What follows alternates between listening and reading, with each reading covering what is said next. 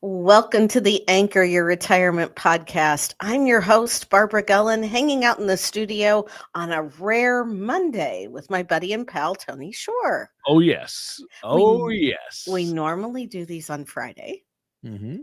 but with holiday and I have a little trip planned, I think I might actually be attempting my first 14er in Colorado this week.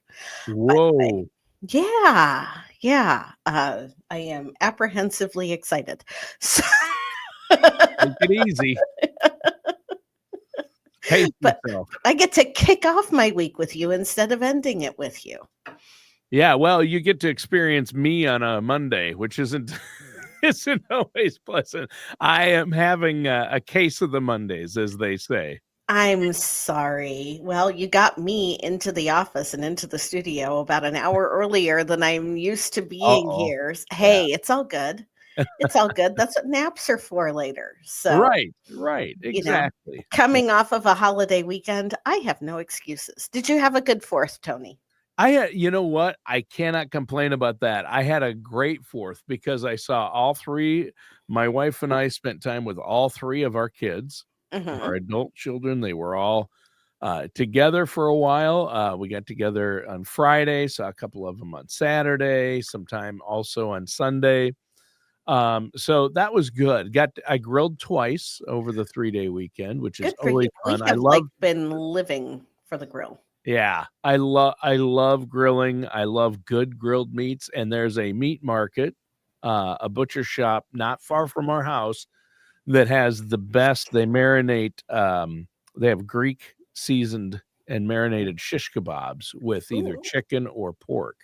And I'm telling you, for the grill, you put them on there, they're so good. We had those. That was fun. So Um, are you charcoal or propane? well, right now I'm propane. I prefer charcoal. I Mhm. prefer char grilled. It Mhm. tastes the taste is huge, the difference. Yes, we Yeah, but I just have a propane grill right now. Mhm. So that's what we did this weekend.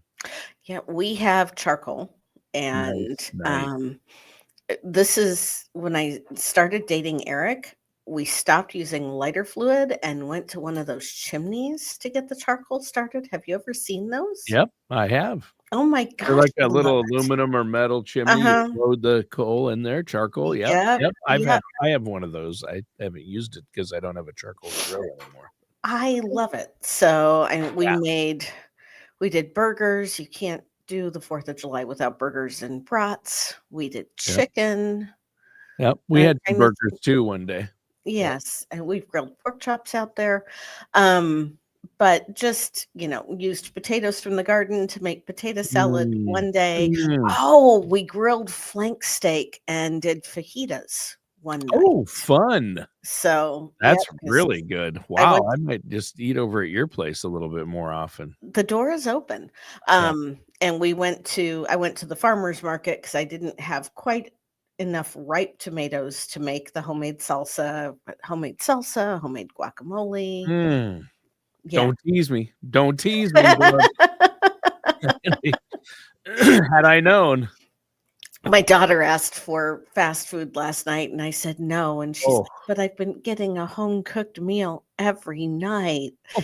Oh, you poor thing. Wah, wah, wah. Yeah. Yeah, really. Who asks for fast food when you have fresh grilled? I mean, come on. Well, like I said, I'll be on vacation later this week, and she's not going with me on vacation, so I'm sure she'll get her fast food fix then. Yeah. Oh, I'm sure. Yeah. Yeah. We are Yeah. conspicuously not talking about sports, although the Royals did a little bit better against the A's than they've been doing. How have your Oh, Twinkies been doing? not good. Nope.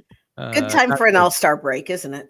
It is a great time for an all-star break. We had a couple of big wins, but then a bunch of losses. So I think we Samesies. won one game. It was tied 5-5 Mhm. and walk-off home run. Or no, a bunt to b bunt Oh, the bunt jeez. so a home run to tie it, and then the next player up, it was the end of this was it, right? This Mhm. was the final inning and ninth inning, and bunt Y drove in a run with a bunt. There you go. Well, Yeah. Cleveland and Detroit were playing, and for once I was a Cleveland fan.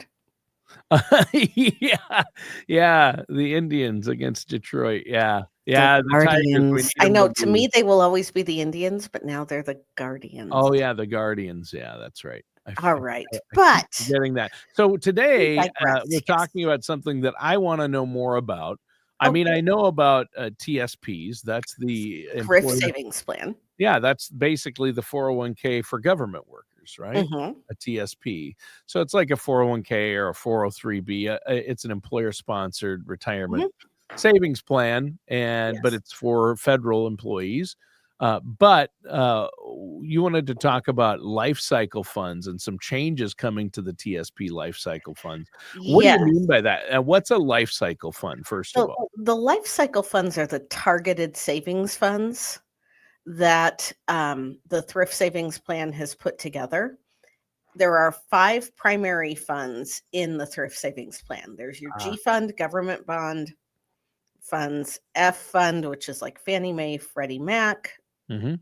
conservative, usually does a little bit better than G, but can go backwards. G usually doesn't.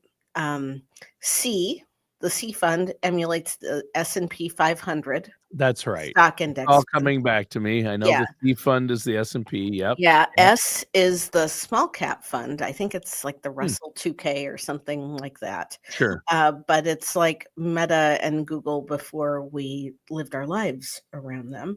Um, and then last and definitely least, the I fund, the international fund. Okay. Yeah. The life cycle funds are targeted funds for every 5 years. And if you invest in the life cycle fund, then they change the allocation, the percentages between those 5 funds. As you get closer to that target date, it's going to get more conservative and going to be more invested in the G fund. So life cycle fund is basically a target date fund. It So is. It yeah. is. So and I have my wife and I, we have we have some target date Mhm. funds where okay, you're going to need this money by this date. Right. So And I'm not a huge fan of the life cycle funds, gonna be honest. I actually knew that was coming, Barb. The G fund, G is extremely financially conservative. Mhm. And while you're most likely not risking principal, you are putting yourself at interest rate risk because you're not necessarily going to make that much money. Yeah, the growth Okay. you're not going to have that much growth. Right. Plus with I, inflation, yeah. it's a tough It's one. tied to the federal funds rate. Yeah. So when it was like near zero, there were years where the G fund made like 0.73%. Mhm. Okay, now when the G fund was initially established, when thrift savings started, I think the G fund might have been your only option, but you were getting about a 9% rate of return. Right. Sorry, Different guys, time. we're not going to see that again. And if we do, then we are in some serious economic issues to have taken interest rates that high. Yeah. Okay. I'm also not a fan of the international fund. It has about twice the risk of the C fund, which is It's the way S&P more volatile. 500. Yeah, Definitely more volatile, more and volatility. over the life of it has about half the return of the C fund. Right. Okay. Now, before we start talking about all of this, I'm going to put my little disclaimer out there. I am an advisor. I may not be your advisor, and I don't want you to take what you hear on today's podcast and just go implement it unless you talk to a fiduciary who understands how your federal benefits work.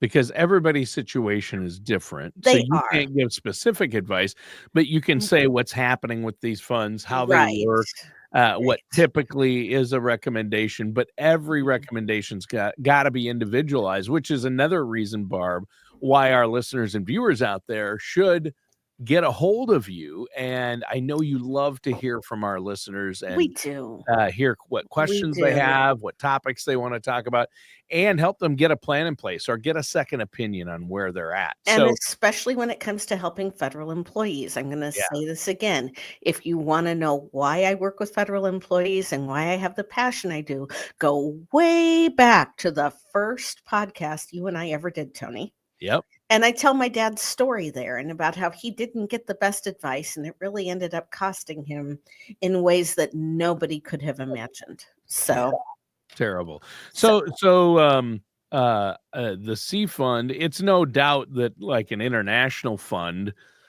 is going to be more volatile and isn't going to return as much over time typically as say the S&P 500, which is right. basically, is that what the C fund is, you The said? C fund emulates the Standard & Poor's 500 stock index. Yeah. Yes. Yeah. And the S&P has kind of become the standard, at least right now. And that, It's a bellwether. Yeah. yeah, I mean, and that has changed since the inception of over the last 100 years of the stock market. I think the Mhm. Dow at one time was the standard possibly, and now it's the S&P, and we have the Magnificent Seven, and We yeah, do it's have not like the it's not GE, 3M, IBM, Kodak. I not mean, anymore. those used to be the big stocks, but Well, now times change, right? and Now when it's you're looking Google at the and stock Meta. indices, the Dow Jones that we see that everybody talks about, it's over 40,000, that's comprised of 30 different stocks. Right. The S&P 500 is composed of 500 different stocks. Right. It's going to give you a much broader sweep of what the market and the economy in general are doing. Are actually doing. Right. But Yeah. back to life cycle funds. Yes. Now we've explained how they work, and I'm starting to feel my age, Tony. Because TSP is introducing an L2075 fund, which means that the target date is the year 2075. Holy shnikes. And according to the TSP website, this is something to consider if you were born after 2009. Wow. Yeah, we're gonna be long gone by the time that I, comes I, to. I can't. well, yeah, I'm probably gonna, if I make it to that, I'll be like 105 years old. Yeah. I just hope that I am still, if I'm going to be around at 105, I want to know that I'm I around won't. at I 105. won't be around in 2075. I'm just Okay. telling you that. Well, I want to have a good quality of life if I'm still around in Right. 2075. And I'm suddenly thinking of the movie Bicentennial Man with Robin Williams. Do you Oh yeah. remember that movie? Yes, I do. Okay, back to the life cycle funds. Okay, so they've introduced an L2075 fund. The further out the number is on the life cycle fund, the more aggressive it's going to be. The less you're going to have in G, the more you're going to have in the more growth focused funds that are in the thrift savings plan. So you're going to be very low on G, very low on F as in Frank, and have a lot in C, S as in Sam, and I.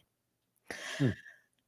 The idea of the life cycle fund is that as you get closer to that target date, they make it more and more conservative. So they're also announcing that the Life Cycle 2025 fund has reached its target date. It's going to roll into the income fund for Life Cycle, which is kind of like you've crossed the finish line and here you go. Huh. Does that make sense? Kind of, but in reality, when you hit retirement, that's not the finish line. It's the finish line for work, but it's really the starting line for the rest of your life and It for really the is. last It third of really your is. life. I mean, it's a big chunk. And so the only problem I have with that is that, like you said, life cycle Mhm. funds, I imagine one reason you don't like them is for the same reason that concerns me is they get more and more conservative, but while you're in retirement, you might live 30 years in retirement. So you've still got time for growth and still need growth. You do, and the life cycle fund, you're kind of trying to absolve yourself of responsibility and let somebody else do the thinking for you. Sure. And I'm never an advocate for that. Now, even the life cycle income fund is still 67.5% in the G fund. You've still got 14% in C, and the rest of it is spread out through F, S, and I. Mm-hmm. close to 10% of it is still in the I fund, even in the income stages. Wow. Okay. As opposed to, let's look at lifestyle, the L2060, which means that you're targeting retirement in the year 2060 or thereabouts. Mm-hmm. In that one, you've got 0.49% in G, 0.51% in F. You're over half, 51 and a half ish in the C fund. You've got 34, almost 35% in the I fund. And again, I'm not a fan of the I fund. Now, over the last 3 years, it's had an average rate of return of 17.7%. So it's done well. However, if we look at what the C fund has done over the last 3 years, I'm going to pull that up here. I'm actually trying to look at these funds as we're talking so that you can trust me on that. Its 3-year rate of return is just under 20%. So even though the life cycle fund did well, the C fund would have done better. Now, my crystal ball is broken. I can't tell you that past performance is going to be any indicator of what's going on in the future. But while the life cycle funds on the surface look like they might be a good choice, my favorite is the people that put like some in the life cycle funds and then have some in the other main funds themselves. I'm like, why are you even doing that? The life cycle is supposed to be a targeted fund. You're either in or you're out. Because if you are, well, I put half of it into the C fund and then I put half of it into the life cycle fund. Why? It's, if you want to figure out how to allocate your thrift savings plan, talk to a fiduciary who understands how your benefits work. Yeah, obviously. And so don't make these moves without, it depends on your situation. There might be a situation that calls possibly for that, but a lot of people, either it's all in the target date funds or not Right. at all. Right. Or, some that stagger it out. I've got some in L2040. I've got some in L2030. I've got some in L2050.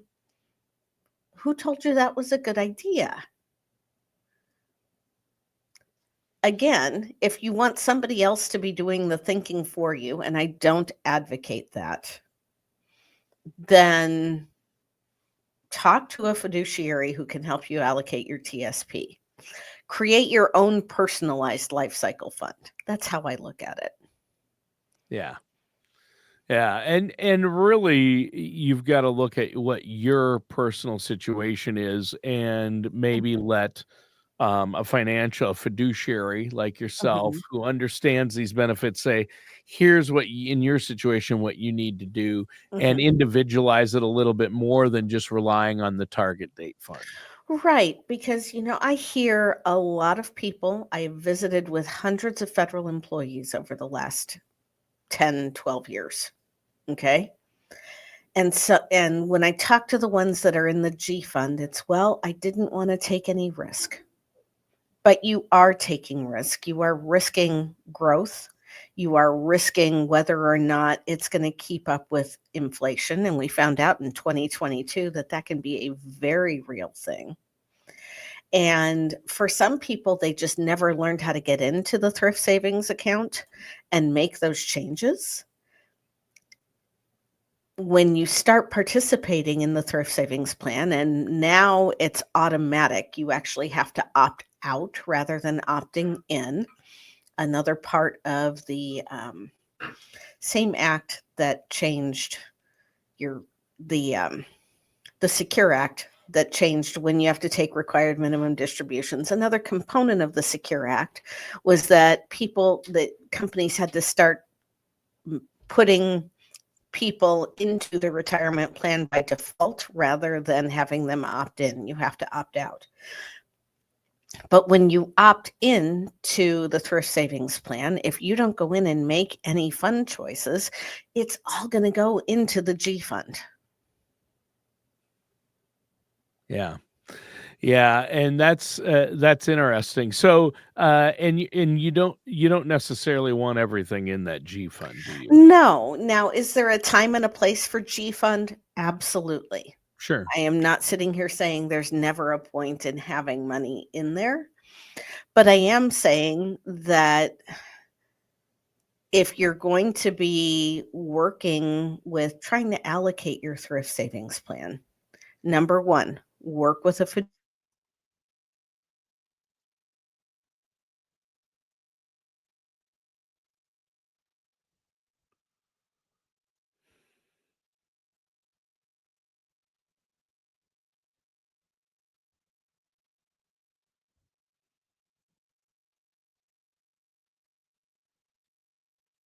Okay. I lost you. I don't know why it muted. I lost you there. Ah, okay. You were talking about, we'll have to edit that, Okay. at about 20 minutes. Mitch edit that out of the audio, and we'll have to edit the video. Um, you were talking about the G fund, Mhm. so maybe jump back in somewhere there. Okay. Let's talk about the G fund. Is there a time and a place for it? Yes. Especially as you're getting closer to your retirement date. If there's a lot of volatility in the market, we're probably going to want to look at the G fund. Yeah. But remember that the C fund is Standard and Poor's 500 top 500 companies in the United States. If they all go belly up all at once and don't come back, realistically, your money probably isn't worth anything at that point. And your ability to barter, heal a body, or wield a weapon are going to have much greater benefit to you than any money that you've set aside. At least that's what I tell my clients. Well, and Either that's way, you don't want to do this without being informed and educated, and there is nothing wrong with asking for help. yeah, and if you're gonna ask for help, again, make sure you're talking to a fiduciary and somebody who has experience with federal benefits Yeah, if you're a federal employee. But everything we've been talking about actually applies to anyone out there with an it does. employer-sponsored plan, a 401k, or if you're working with a current financial advisor or planner who is talking to you about target date funds, that's the Mhm. same, or similar. And so you want to make sure you don't get just locked into these auto funds that are going to automatically do things as you go. Mhm. And there's a difference between actively managed and just this cookie cutter. Right. Okay, this percentage of this, when you hit this age, this percentage of this, and they do it for the same for all people. So you've got to really watch out about getting locked into something that doesn't fit your personal needs. So, Barb, how can our listeners, if they're federal employees especially, but anyone, get a hold of you to get a second opinion on where they're at, how they're allocated, and getting that financial plan in place, that retirement income plan, so they know their money will last as long as they do? Well, we're going to do our best. You can always reach out to us at bgwealthmanagement.com or call us at area code 913-553-6222. If you're watching this video on YouTube, you can reach out to us through our YouTube channel. That's the Fed Retirement Coach, for those of you that are listening and want to check out our YouTube channel. We always welcome the opportunity to help federal employees understand what benefits they have and how to make them work. If you're not a federal employee, or even if you are a federal employee, you can also go to our BG Wealth Advisory YouTube page and see a bunch of other content on there as well. All right. Hey, that sounds great. And listeners, pick up the phone, give Barb a call, 913-553-6222. You and your staff do such a great job there, Barb. And I know you love hearing from people, and a great show today. Thanks, Um, Tony. I like the topic, and there are changes to the TSP Lifecycle funds. If you want to know more about that, give Barb a call. Listeners and viewers, thanks for tuning in. That does it for today's episode of Anchor Your Retirement with our host, Barb Gullen. We'll see you soon.